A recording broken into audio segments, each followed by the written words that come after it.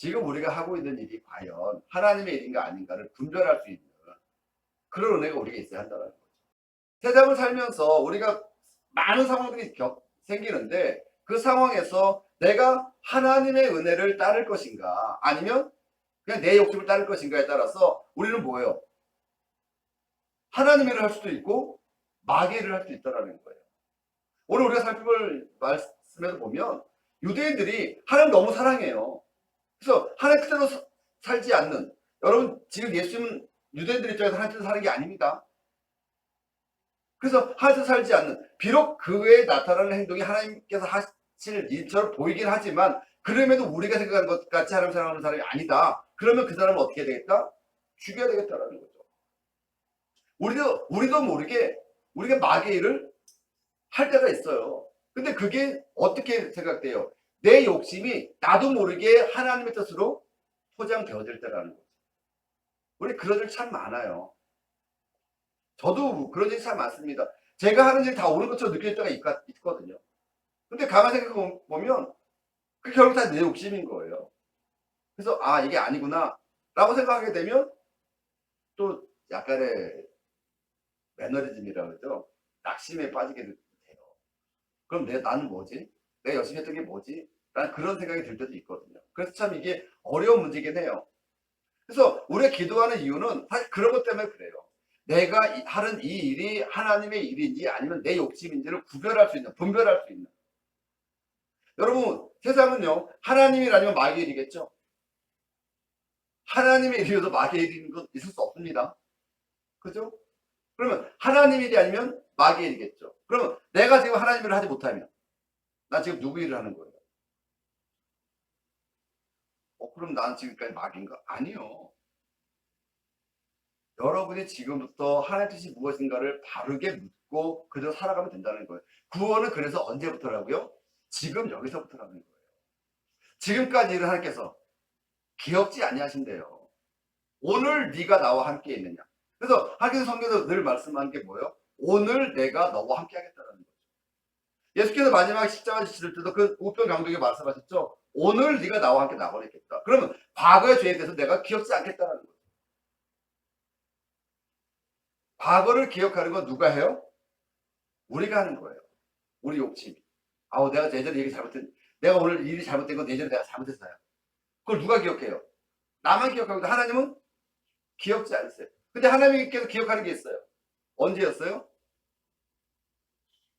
출애굽 당시에 이스라엘들이 나갈 때 많은 사람이 갔다 오면 제일 뒤에 누가 남아요? 보통은 약한 자들이 남아요. 그들을 공격했던 블레셋을 하나님께서는 기억하고 계시다는 거예요. 그들을 용서하지 않겠다는 거죠. 그러니까 하나님께서 기억하시는 건 뭐예요? 약한 자를 괴롭히고 가난한 자를 착취한 사람에 대해서는 하나님께서 뭐 하고 계시겠다? 기억하고 계시겠다. 그리고 갚아주겠다는 거죠. 반대로 우리가 열심히 살려고 하다가 지은 잘못 같은 것들은요. 기억지 아니하신대요. 지금 네가 나와 함께 하냐. 아 그럼 내가 잘못 괜찮구나. 아니에요. 여러분 잘못한 것에 대해서 반드시 뭐가 있어요? 죄에 대한 보상은 있어요. 그 뭐예요? 보상이라기보다는 죄에 대한 보응은 반드시 있어요. 그 죄에 대한 보응이 하나님을 심판하는 건 아니에요. 누구 죄 때문에 그런 거예요? 내가 잘못한 게 없으면. 여러분 욥이 잘못한 게 없이 고난받았다고 우리가 얘기를 하잖아요. 물론 드러나는 죄는 없어요. 근데 욥이 스스로 너무 의로운 것 때문에 오히려 뭐하고 있어요? 지금 하나님을 나쁜 분으로, 자기를 괴롭히는, 선한 나를 괴롭히는 나쁜 분으로 지금 몰아가고 있는 거예요. 거기에 대해서 엘리후가 계속 반박을 하죠. 네가 선함으로 하나님을 지금 나쁘다고 얘기할 수 있겠느냐라고 얘기를 해요. 근데 그 뒤에 욥이 하나님을 만나죠. 그래서 뭐라고 고백해요? 아, 그 전에 내가 봤던 건 그냥 들었던 하나님이고 이렇게 만나보니까 정말 내가 뭘 잘못했는지를 알게 되겠구나. 그래서 이제야 하나님을 눈으로 배움나이다 라고 얘기를 해요. 그래서 지금 우리가 하고 있는 일이 과연 하나님의 일인가 아닌가를 분별할 수 있는 그런 은혜가 우리에게 있어야 한다는 거죠. 그러면 하나님의 일과 사람의 일을 분별할 수 있는 기준은 뭐예요? 거기에 내 욕심이 있느냐 없느냐예요. 내 욕심이. 난 욕심 없어. 하나님을 위해서야. 라고 얘기하지만 그 하나님 위해서라는 것도 결국은 내 욕심일 수도 있다는 거죠. 그러니까 세상 살이가 사실은 그렇게 쉬운 일은 아니죠. 되게 어려운 일이에요. 더군다나 예수님을 믿고 있으면서 내 방식대로 안 해주는 하나님에 대해서 여러분 어떻게 생각하세요? 우리 기도를 어떻게 왜 하는 거예요? 하나님의 그 일을 하시되 어떤 방식으로? 내 뜻대로 해달라고 기도하는 거 아닐까요? 그래서 예수께서 마지막 기도를 보여주셨을 때 그 기도를 굳이 그렇게 길게 쓴 이유는 뭘까요? 예수님도 인간의 방법을 구하지만 결국은 하나님의 뜻을 더 앞세우고 있다는 거예요. 지금 우리도 마찬가지예요. 여러분 기도하다 보면 어쩔 수 없어요. 우리 욕심을 기도할 수밖에 없어요. 근데 계속해서 기도하다 보면 결국 내 욕심이 사라지게 되고 거기 뭐가 남는다고요? 하나님 뜻이 남는다는 거죠. 그걸 기도라고 해요. 근데 그렇게 오래 기도했음에도 불구하고 여전히 내 욕심이 남아있다면 우리는 하나님의 일을 할 수가 없는 거죠. 대신에 여러분 조심해야 될 게 내 욕심을 하나님의 뜻으로 포장하지 않게 되길 바라요. 그렇게 눈이 가려지면 아무리 옳은 것도 다 나쁘게 될 수밖에 없어요. 오늘 그 1절에 보면 그렇게 얘기해요. 6월 엿새 전이에요. 그죠? 엿새 전에 다시 어디로 와요? 베다니로 와요. 베다니는 뭐였던 곳이라는 거예요? 나사로를 살던 곳이죠. 거기 잔치를 베풀었는데 다른 복음서에 보면 시몬이라는 사람이 잔치를 베풀었다고 나와요. 그런 의미에서 보면 어쩌면 시몬이랑 나사로랑 같이 마음이 맞아서 예수님을 위한 잔치를 베풀었을지도 몰라요. 왜냐면 요한은 지금 나사로의 나사로가 있는 곳이라고 얘기했지 나사로의 집은 아니에요. 나사로가 사는 동네예요. 거기 잔치를 누가 했다고요? 다른 성경에 보면 시몬의 집이라고 나와요. 시몬의 집에서 잔치를 베풀었어요. 예수님을 위해서. 그리고 거기에 지금 누가 참석했어요? 나사로와 나사로의 여동생이 참석을 했죠. 그리고 잔치 중에 마리아가 와서 예수님 발 앞에 뭐예요? 향유를 부어요. 향유를 붓죠. 근데 그 부은 것을 가지고서 가누다가 뭐라고 얘기한다고요? 300데나리온에 팔아서 가난 자에게 도와야 된다. 여러분 얼마나 좋은 얘기예요. 저도 그런 얘기 여러분 하잖아요. 하나님 뜻을 위해서 가난 돕기 위해서 우리가 가지고 내놔야 된다는 얘기를 하잖아요. 너무 좋은 얘기예요 사실은. 근데 그 의도가 뭐라는 거예요? 자기 그 돈깨를 맡은 자가 그 돈깨의 돈을 훔쳐가기 위함이라는 거죠. 여러분 300데나리온이 지금으로 하면 거의 1년치 노동자들 1년치 임금 정도가 된대요. 한 데나리온이 하루 품삯이니까. 그래서 포도비유에 보면 아침부터 일하는데 한 데나리온 약속을 하죠. 그게 몇 시부터예요? 아침 7시부터 저녁 5시까지예요. 그 시간을 일해야 한 데나리온을 주는 거예요. 근데 지금 300데나리온이면 거의 1년치거든요. 근데 거기에 대해서 예수님이 뭐라고 말씀하세요? 가만두어라. 그는 지금 내 장례를 예비하고 있다. 그러니까 순수한 마음에 지금 그 잔치를 베푼 사람은 시몬은 왜 그 잔치를 베푼 거예요? 예수님에 감사했어. 어차피 나사로와 의기투합해서 같이 잔치를 베풀었다는 거죠. 이거는 뭐 예수님의 장례를 준비하거나 뭐 이런 계획이 있었던 게 아니에요. 그냥 예수님께 감사했어. 순수한 마음으로 하나님 뜻을 이루기 위해서 했어요. 그리고 마리아도 자기 오라버니가 산 것에 대해서 감사함으로 예수께 그것을 드린 거예요. 근데 나도 모르게 내가 정말 순수한 마음에 감사함을 했는데 그 일이 뭐가 됐다는 거예요? 하나님이 됐다는 거예요. 하나님의 일이 이것이다 해서 우리가 가는 경우도 있지만 거의 많은 경우는 여러분 아브라함이 천사를 부지중에 대접함으로 인해서 하나님의 뜻을 이뤘던 것처럼 여러분 선을 행하는 데 있어서 주저하면 안 되는 거예요. 여러분이 할 수 있는 최선을 다해서 선을 행하다 보면 그 속에 하나님의 뜻이 나타날 수 있다는 거예요. 여러분 지금 시몬이나 나사로나 마리아가 예수 장례 준비할 마음이 있었을까요? 아니에요. 그냥 감사할 뿐인 거예요. 그냥 감사한 마음을 드린 것 뿐이에요. 근데 부지 중에 뭐 했다는 거예요? 하나님의 일을 하고 있다는 거예요. 감사함으로. 근데 만약에 그런 일을 할 때 내 욕심이 들어가면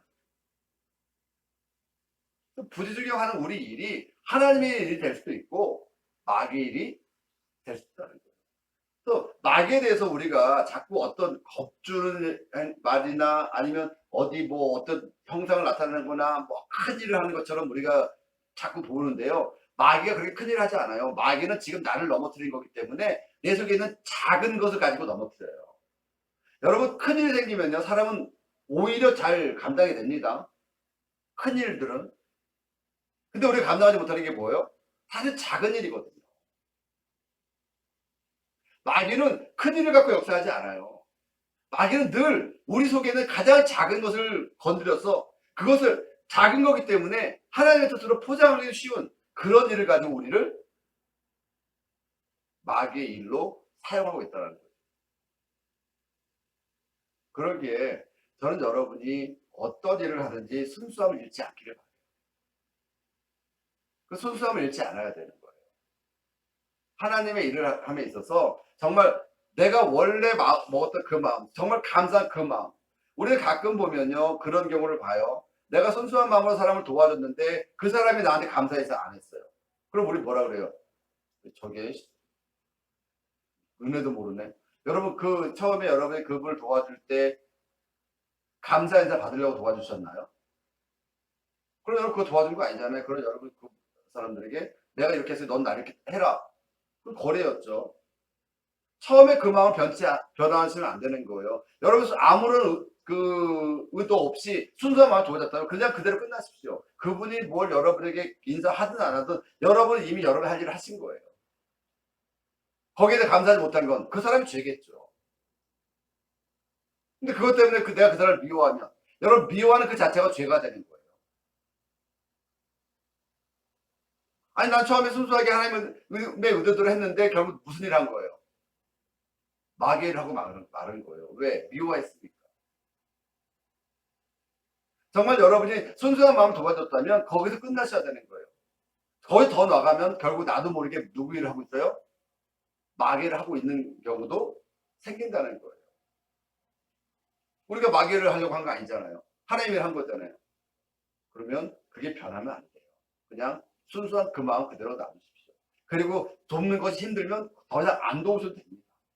그 사람을 미워하지 마십시오. 그 사람을 여전히 여러분은 사랑하셔야 되는 거예요. 왜? 그게 예수님의 마음입니다.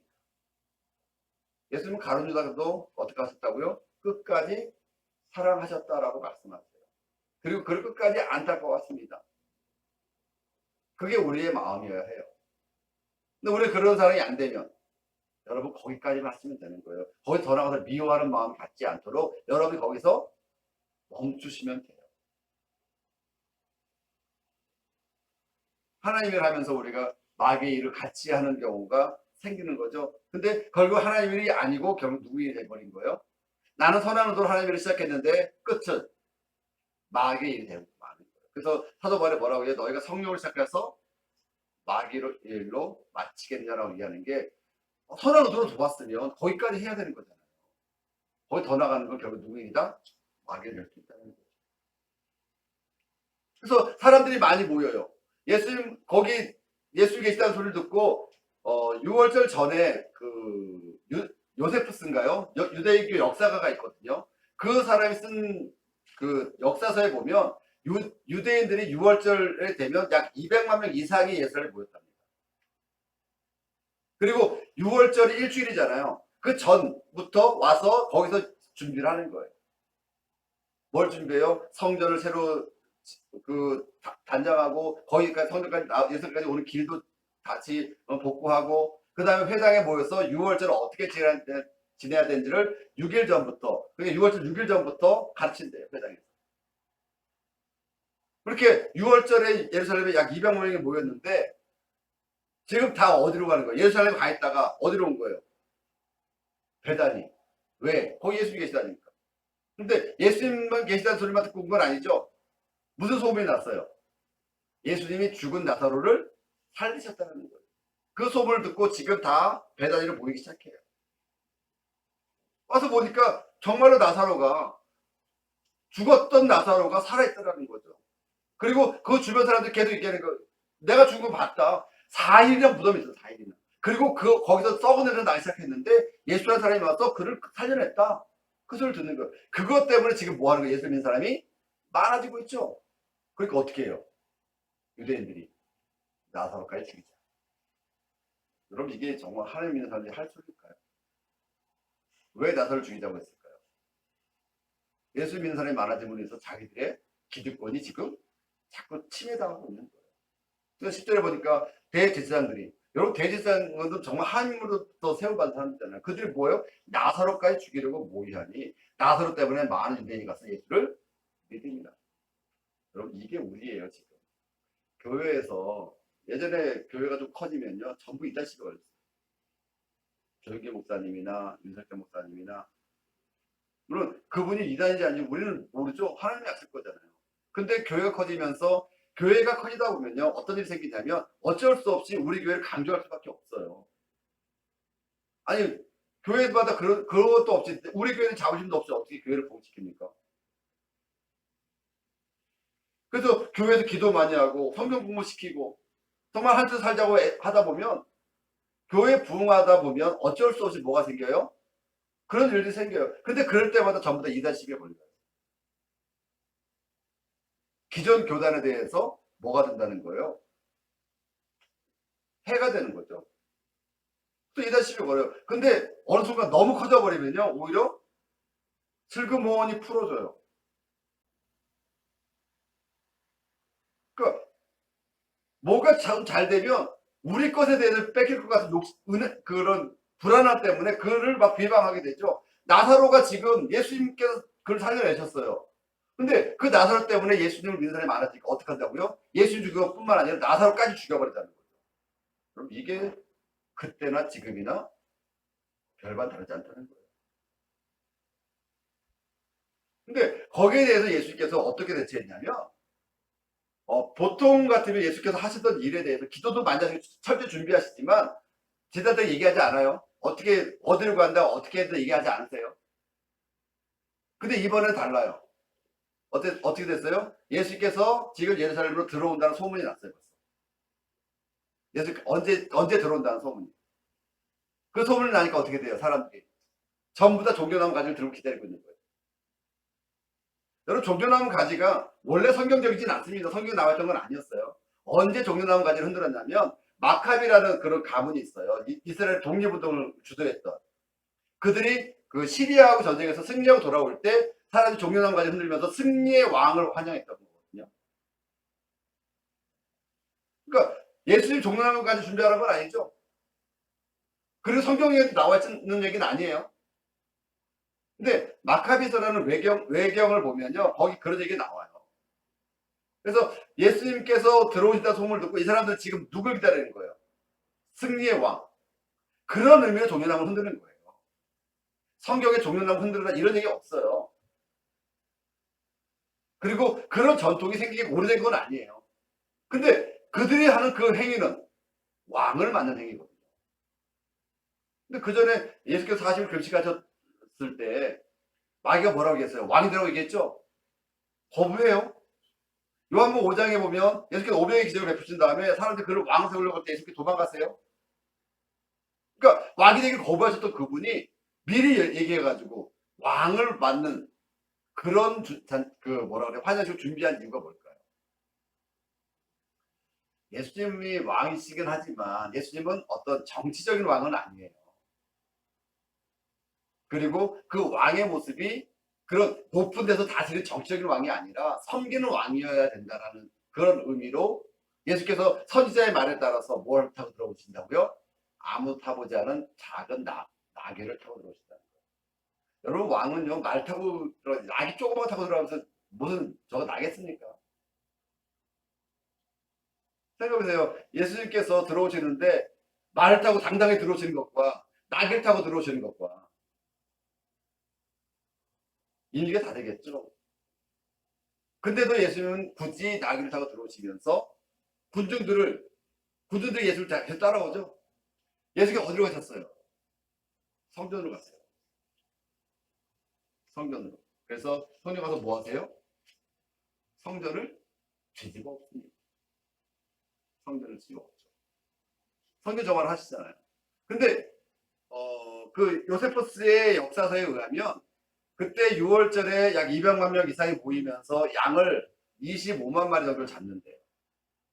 예루살렘 성전이 30에이커라고 얘기하는데 뭐 얼마든지 잘 모르겠어요. 1에이커가 소가 하루 동안 밭을 갈 수 있는 걸 1에이커라고 얘기하거든요. 그러니까 소가 한 달 정도 갈아야 될 양이 뭐 얼마나 큰지 모르겠지만 어쨌든 25만 마리를 그 일주일 동안 죽이고 피를 흘리고 태우고, 여러분 그 예루살렘 옆에 있는 그 무슨 강이죠? 무슨 기브온 골짜기가 양의 피로 가득했답니다. 양의 피로. 그리고 일주일 내내 뭐예요? 그 고기 타는 냄새, 노린내, 그리고 양 울음소리. 여러분 우리가 명절이라고 얘기하지만 여러분 그거 한번 생각해 보세요. 계속 하루 종일요. 양 죽이는 것 때문에 양이 울부짖는 소리, 그리고 양 태우는 소리, 피 비린내가 진동하고 있어요. 그걸 예수께서 지금 뭐 하신 거예요? 아니라는 거죠. 그리고 그때 6월절에 성전세를 받아요. 성전세가 보통 이틀치 일 정도, 두 데나리온 정도 된대요. 그리고 환전료가 있어요. 성전에 드릴 때 데나리온으로 드리지 못해요. 성전에 드리는 돈은 따로 있어요. 왜냐면 데나리온은 로마 돈이기 때문에. 처음에 예수 시험할 때 그들 아주 이 동네에 있는 사람이 누구냐, 가이사에게 그 여러분 아시잖아요. 그래서 그 돈을 성전에 드릴 수 없어요. 그래서 성전에 드리는 돈이 따로 있어요. 그럼 그 돈을 바꿔야 되는데 한 10배 정도의 환전료를 받는다. 그 양을 드릴 때도 여러분 멀은 데서 오면 양 끌고 올 수 있잖아요. 그죠? 그럼 모두 상해요. 그럼 그 못 끌고 하고 성경에 뭐라 되냐면 가까운 데 가서 사서 해라 그래요. 성경에 그렇게 돼 있어요. 근데 가까운 데 있는 사람이 데려온 양도 성경에서 드릴 수가 없어요. 성경에서 드리는 양으로 바꿔야 돼요. 그래서 성전에서 양을 파는데 보통 시중가의 10배 이상을 받는다. 거기에 대해서 예수께서 노크를 만들어서 상을 들러엎고 양을 내쫓으신 거예요. 그러니까 그렇게 하니까 지금 6월 행사 다 망가졌죠. 그러니까 어떻게 됐어요? 일단 깨끗해졌어요. 피 흘리는 게 적어졌고, 그 다음에 태우는 게 적어졌고. 그리고 나서 예수께서 성경에서 뭐 하세요? 말씀을 가르치세요. 다시 하나님의 계약법을 가르치시죠. 자, 근데 그렇게 했음에도 불구하고 유대인 당국자들이 예수님을 지금 공격하지 못하는 이유는 예수님을 따르는 그 많은 무리들 때문이에요. 그래서 거기서 뭐라고 돼요? 우리가 지금 예수를 잡으면 밀라의 날과 두려우니 나중에 하자. 못하는 거예요. 그러니까 예수님께서는 그런 계획하에 그 전에 한 번도 하지 않았던 왕으로서의 입성에게 또 당신이 하실 일을 미리 소문내신 거예요. 그리고 그 많은 무리들을 몰고 들어가서 성경에서 해야 될 일이 무엇인지를 지금 가르치고 있어요. 여러분 짐승을 잡아 우리가 제사 드리는 것 중요해요. 그런데 정말 그 전에는 구약에는 어떻게 됐어요? 아브라함 혼자잖아요. 그 야곱이 혼자 드렸고, 근데 점점 사람이 많아지면서 각 가정마다 죄를 고백하려고 하다 보니까 짐승이 너무 많아지는 거죠. 결국 뭐예요? 사람에 의해서 너무 많은 짐승이 지금 피해를 당하고 있는 거예요. 그게 목적이 아니었다는 거죠. 하나님께 드린 제사의 목적이 그게 아니었다는 거예요. 그래서 하나님께 드려진 제사의 목적은 가난한 사람들과 함께하는 것인데, 너희가 지금 하나님의 일을 잘못해서 여기를 뭐를 만들었다? 마귀의 소굴로 만들었다. 하나님 저를 장사꾼의 소굴로 만들어버렸다. 거기에 대해서 그걸 엎으시면서 성경에서 해야 될 일이 무엇인가를 지금 보여주고 계시는 거예요. 말씀 가르치는 거. 성전, 예수, 하나님을 아는 거. 그러니까 제사보다 그 하박 선지자에 의하면, 호세아 선지자에 의하면 너희가 하나님을 알 때 힘써 하나님을 알라. 하나님 원하신 것은 제사가 아니라 하나님을 아는 것이다. 그걸 지금 보여주고 계십니다. 근데 그런 일을 가능하게 한 게 뭐예요? 그 많은 무리들이에요. 군중. 그리고 그 군중들이 예수님을 따르면서 믿게 된 계기가 뭐예요? 나사로의 소생이지. 그러니까 우리가 볼 때 요한복음 11장에서 나사로가 병들었을 때 마리아가 막 급하게 보내서 예수님 좀 와주세요 하는데 안 가시고, 그죠? 이틀이나 더 지난 다음에 가세요. 그리고 가서도 뭐라고 말씀하세요? 이것은 하나님 영광이야. 아니 그 사람이 죽어도 어떻게 그게 하나님 영광입니까? 그렇게 이해할 수 없는 일들이 일어났음에도 불구하고, 그러니까 우리는 알죠. 나사로 살아날 걸 알고, 그래서 마리다가 아유 그렇게 얘기하면 안 되는데, 마리아 저러면 안 되는데 했지만, 만약 우리가 그걸 모르고 당한다면, 여러분 마리아나 마르다는 정말 양말일지도 몰라요. 우리는 어떻게 할 것 같아요? 여러분 어떠실 것 같으세요? 쌍심지 켜고 밖에 이렇게 들려들지 않겠어요? 왜 이제 왔습니까? 왜 이렇게 했습니까? 마르다는 정말 양반이죠. 아이고 예수님이 계셨으면 그래도 살았을 텐데, 어이구, 그 정도 끝났잖아요. 혹시 여러분 중에는 그 예수님의 멱살을 붙잡을 분 안 계신가요? 사랑한다며, 여태까지 얼마나 우리가 예수님을 모셨는데 왜 이런 일이 있었느냐 막 하지 않겠냐고요. 근데 결국 그게 뭐예요? 하나님의 일을 이루는 도구로 사용되어졌다는 거죠. 그러니까 우리가 생각해 봐야 될 게 뭐냐면, 우리에게 닥치는 많은 문제들 있잖아요. 그런 어려움들. 그런 어려움들이 때로는 우리가 정말 감당할 수 없고 우리가 알 수 없지만, 그 어려움을 통해서 오히려 하나님의 일이 나타날 수도 있다는 거죠. 근데 우리 생각은 뭐예요? 나는 그런 어려움보다는 그냥 꽃길만 가고 싶다라는 그런 생각 때문에, 아까 어떤 생각을 하는 거예요? 나사로 때문에 예수를 많이 믿게 되자, 나사로도 죽여버리자라는 생각을 하게 될 수도 있다는 거예요. 그 사람들이 그런다고 해서 하나님을 안 믿는 건 아니잖아요. 정말 하나님 잘 섬기는 사람들 맞아요. 자기의 정말 모든 걸 내놓고 하나님 믿는 사람들 맞아요. 여러분 우리가 생각할 때 바리새인들이 예수님을 죽음에 몰아놓고 십자가 달게 했다 그래서 그 사람이 잘못 살았다고 생각하는데, 여러분 입장 바꿔 생각해 보세요. 나의 종교인 하나님을 지키기 위해서 예수님은 죽어야 되는 그런 존재였을 뿐인 거예요. 물론 그 하나님 위한 것이라는 것은 내 욕심도 묻어 있겠지만, 지금 우리가 목숨을 지키려고 하는 교회 법이나 교리랄까, 때로는 우리를 하나님의 일을 보지 못하게 만들 수도 있다는 거죠. 교회 법이나 교리가 틀리진 않아요. 근데 그것에 우리가 너무 매여서 하나님의 일을 보지 못할 때도 있기 때문에, 저는 여러분에게 늘 하나님의 뜻이 무엇인가를 묻기를 소망하는 거예요. 어려움이 생기셨으니까 더 많이 기도하십시오. 그래야 되지 않겠습니까? 여러분 하나님의 일과 마귀의 일이 크게 격차가 나는 건 아니에요. 아주 작은 차이밖에 있지 않아요. 베드로가 당장 예수님을 고백했지만 그 다음에 했던 말 속에는 자기 욕심이 들어가 있단 말이죠. 하나님의 일을 해놓고도 자기 욕심이 들어가서 바로 마귀의 일로 바뀌고 만다는 거예요. 그래서 예수님이 말씀하세요. 마귀야 내 뒤로 물러나라 얘기하죠. 너는 하나님을 생각하는 것이 아니라 너의 욕심을 생각한다는 거예요.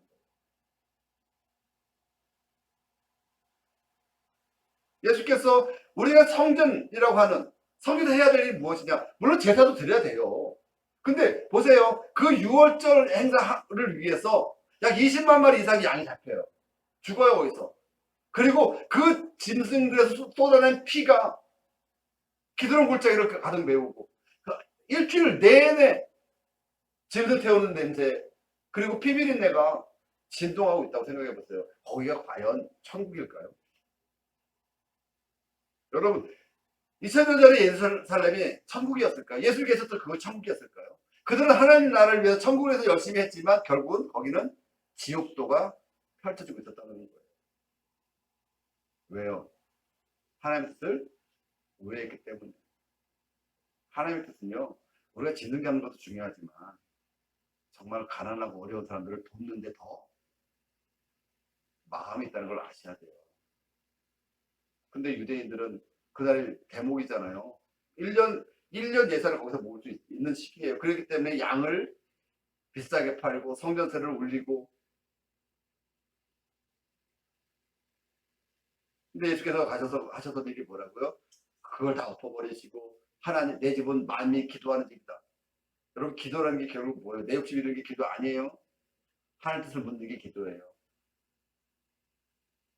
교회에서 장사하는 거 나쁘다 아니에요? 할 수 있습니다. 그러나 그것을 통해서 우리의 이익을 많이 남기는 것은, 여러분 세상 사람과 뭐가 다르죠?